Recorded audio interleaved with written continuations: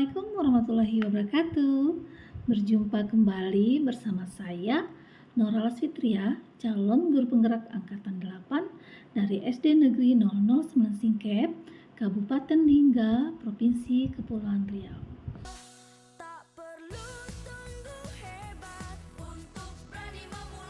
Pada modul 1.3 koneksi antar materi ini, saya akan merefleksikan dan mengaitkan pemahaman antar modul dengan membahas pertanyaan pemantik sebagai berikut. Apa yang Bapak Ibu pahami mengenai kaitan peran pendidik dalam mewujudkan filosofi pendidikan Ki Hajar Dewantara dan profil pelajar Pancasila pada murid-murid dengan paradigma inquiry apresiatif di sekolah Bapak Ibu? Sebagai seorang pendidik, kita harus menjadi teladan, menjadi contoh bagi murid kita, sesuai dengan semboyan Ki Hajar Dewantara, yaitu Ing Ngarso Sumtulodo, Ing Matdia Bangunkarso, dan Tuturi Handayani, yang artinya di depan memberi contoh, di tengah memberi semangat, dan di belakang memberi dorongan. Dan juga sejalan dengan filosofi pemikiran Ki Hajar Dewantara, yaitu pendidikan yang bertujuan untuk menuntun segala kodrat yang ada pada murid mengikuti kodrat alam dan kodrat zaman.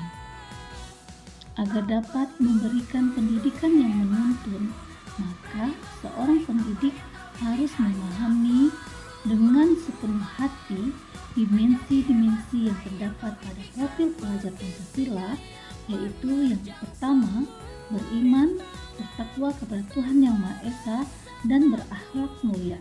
Yang kedua, berkebinekaan global. Yang ketiga, bergotong royong. Keempat, mandiri.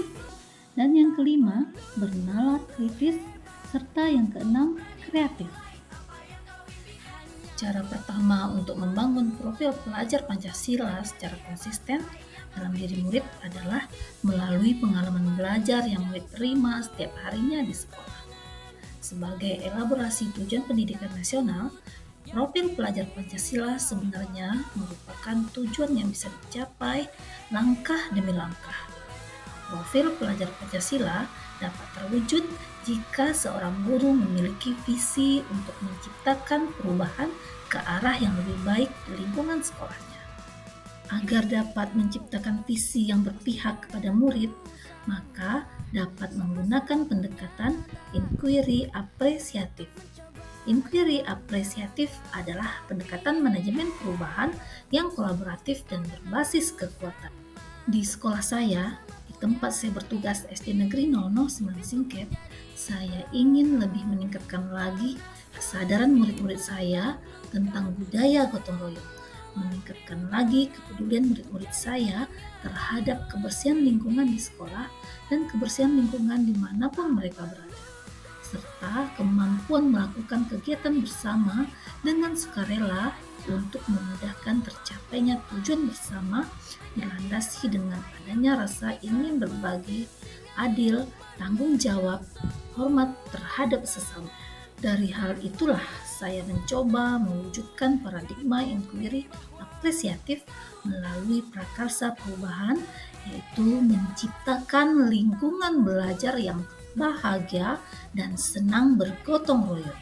4 landasan karakter menurut Ki Hajar Dewantara terkait dengan dimensi gotong royong, yaitu 1. Olah hati. Dengan memiliki karakter ini, murid bisa melakukan gotong royong dengan lebih mudah tanpa rasa beban. Lalu yang kedua, olah pikir. Dengan memiliki karakter ini, gotong royong atau kerjasama yang dilakukan bisa jadi lebih terencana dan terarah. Yang berikutnya, olahraga. Dalam sebuah kerjasama atau gotong royong, karakter ini akan membantu memperlancar kegiatan yang dilakukan. Yang keempat, olah rasa dan karsa. Karakter ini memiliki sikap kreatif serta antusias dan sangat bersemangat. Karakter ini juga membuat orang mudah bergaul, bermasyarakat, dan bisa melakukan kerjasama atau gotong royong dengan lebih baik.